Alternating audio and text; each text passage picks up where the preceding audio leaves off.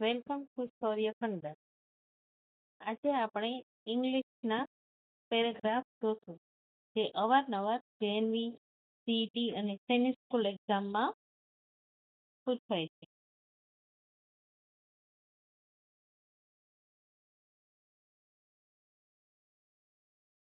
First paragraph છે આપણો, જે કેના ઉપર આધારિત છે? હોનેસ્ટી ઉપર. હોનેસ્ટી એટલે પ્રામાણિકતા. Honesty it means truthfulness. It means being free from all kind of evil motives. Evil એટલે truth વિચાર, બરોબર? આપણામાં સદગુણ હોવા જોઈએ. ઓકે, જો આપણે પ્રામાણિક હોય, સત વિચાર ધરાવતા હોય તો આપણામાં એવિલ મોટિવ્સ હોતા નથી, દુર્વિચાર હોતા નથી. Honesty are being fair and sincere. Fair it means પ્રામાણિક, બરોબર? And sincere હોવા જોઈએ.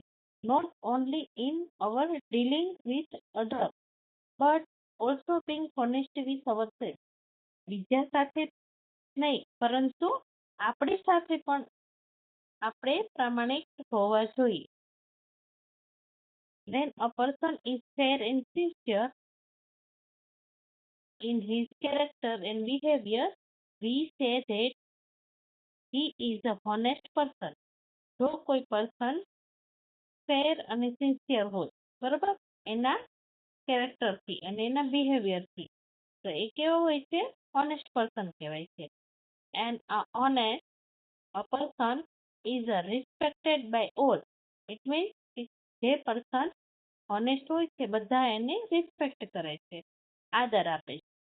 He has a good position in society. એમને સોસાયટીમાં માન મળે છે. Honesty is a noble virtue that always pays. Honesty છે એ એને સદગુણ, noble virtue, it means સદગુણ that always pays. Okay. No one should ignore truthfulness. કોઈને પણ ઇગ્નોર ના કરવું જોઈએ. truthfulness it means પ્રામાણિકતાને, Sadvichar. હવે આપણે જોશું તેમના MCQ. તો ફર્સ્ટ છે honesty means badness, truthfulness, sadness કે fruitfulness. તો આપણો જવાબ છે truthfulness.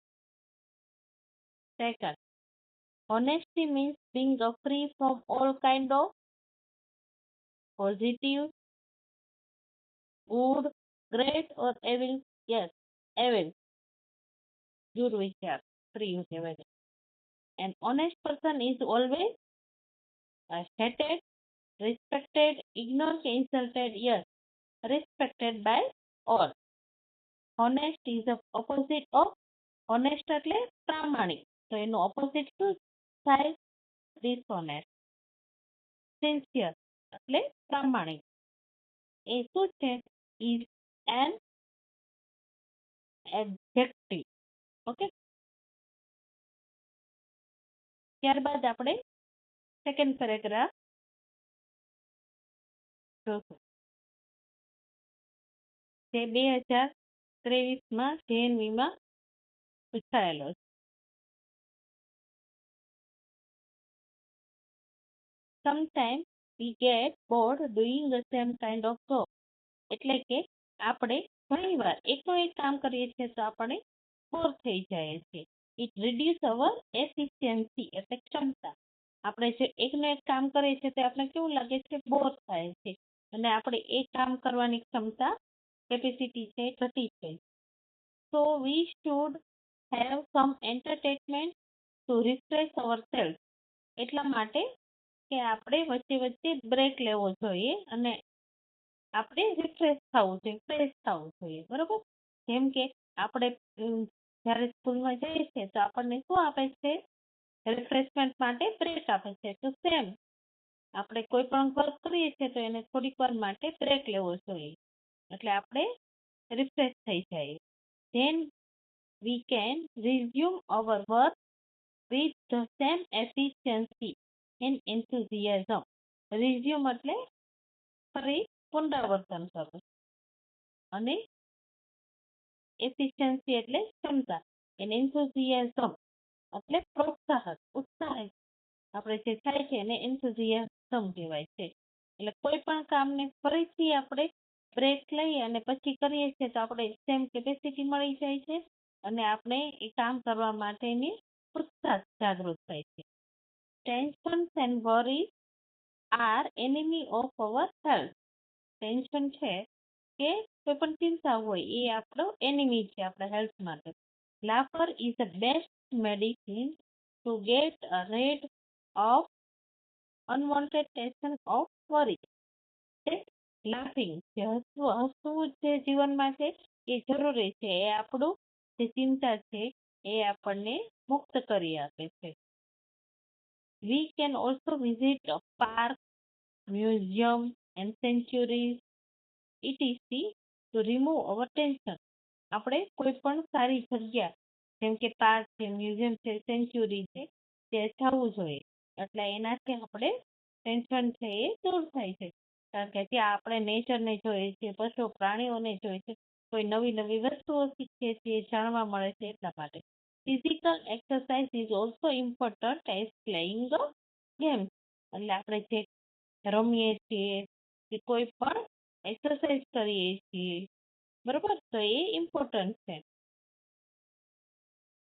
ત્યારબાદ આપણે એમના ક્વેશ્ચન આન્સર સોલ્વ કરીશું. We get bored doing the blank kind of job. આપણે કેવી જોબ કરવી જોઈએ? We get bored doing the ખાલી જગ્યા of kind of job similar. Yes, આપણે એક સરખું કામ કરીએ છીએ તો આપણે તેનાથી બોર થઈએ. Second one, after some entertainment we can plan our work. આપણે કોઈ પણ કામ કરીએ છીએ તો થોડા ટાઈમ માટે એને કેમ કરવું જોઈએ? રિઝ્યુમ કરી નાખવું જોઈએ. Laughter can help us in getting rid of hereditary disease. No. Unwanted tension? Yes. Unforeseeable problem only? No. Viral disease? No. Unwanted tension ને શું કરે છે? એ દૂર કરે છે. Resume means the same as take back, finish, start again, discontinue. Yes, start again. Efficiency is the antonyms of antonym. Synonyms એટલે similar word. And their antonyms means opposite word. Efficiency. તો એનો opposite word છે inefficiency. Okay, તો આવા અવારનવાર નવું નવું શીખવા માટે અમારી ચેનલને લાઈક કરો, શેર કરો અને ફોલો કરો. Thank you.